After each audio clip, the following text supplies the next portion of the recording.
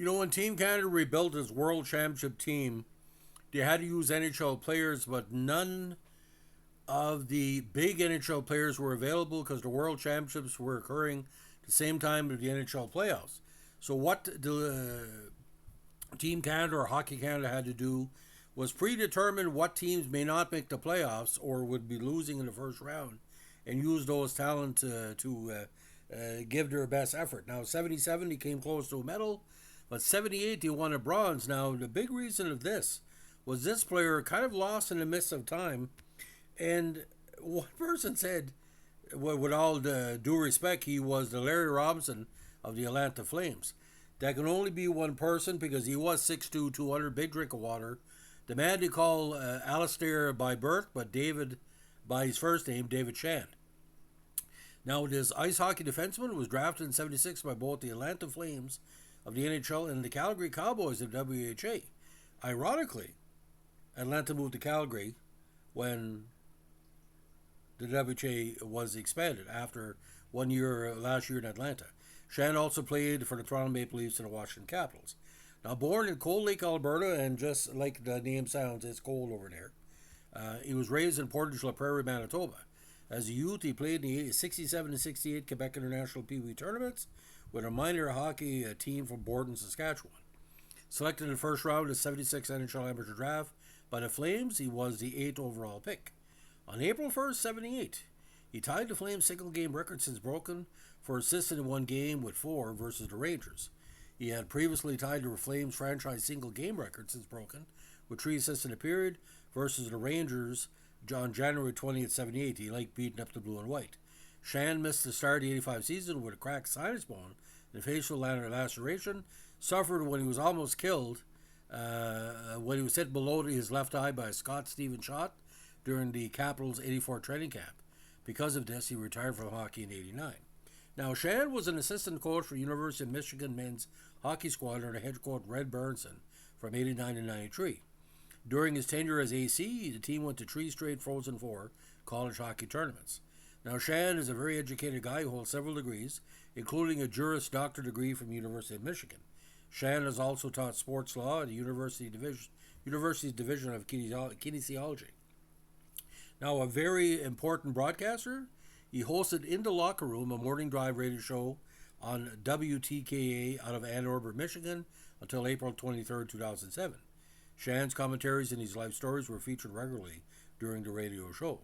Now, according to Michigan football blog mvictors.com, Shand was fired from WTKA because he criticized the University of Michigan, and the athletic director of university threatened to pull coverage of Michigan football from the radio station unless he was fired.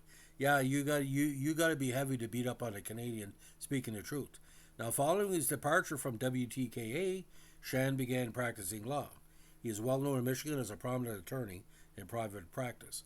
So we're going to dig deeper into why Shand was drafted.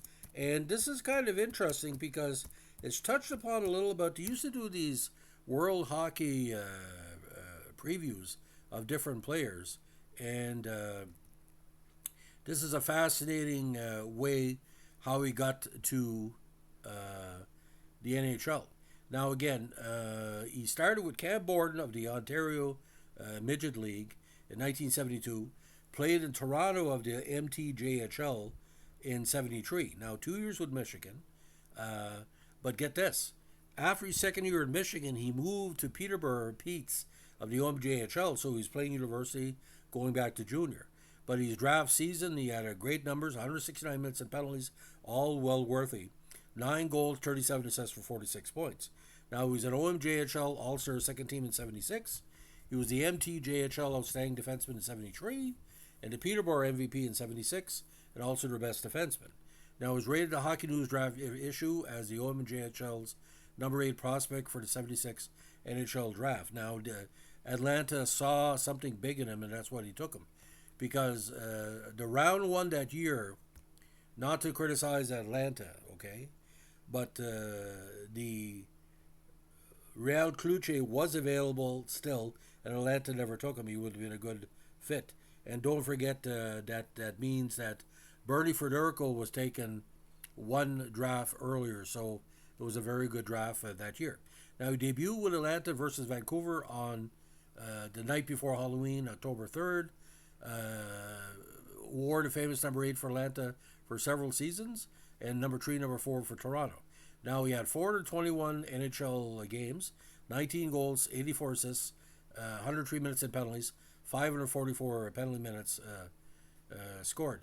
Now, he played in the playoffs from 77 to 84, scored the only goal in Toronto's 83 series loss against Minnesota, and that was sent the game in the overtime in the deciding Game 4.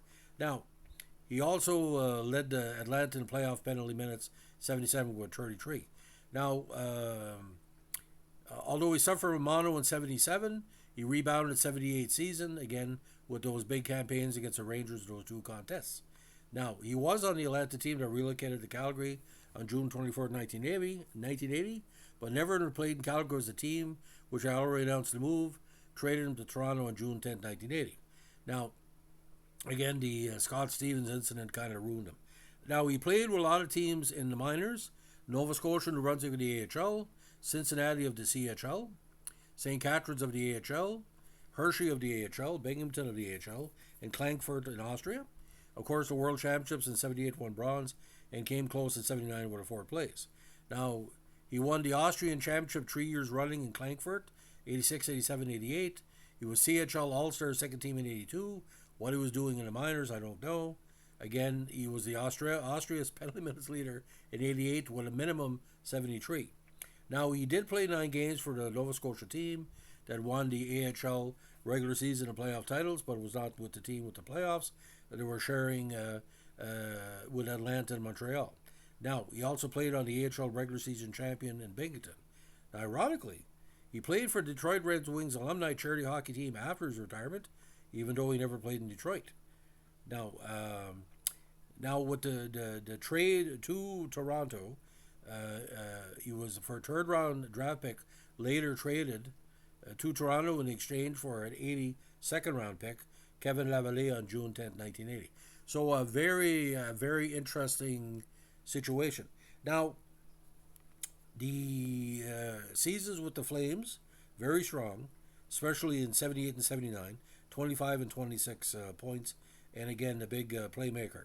Now, the Maple Leafs in 81, they took a big chance on him. He played 47 games in the regular season as their number 5 defenseman, but it didn't work out. Now, he played the full 82 season in Cincinnati, found his way back to Toronto for 1 game in the regular season, and of course, there was 4 playoff contests where he scored that 1 goal.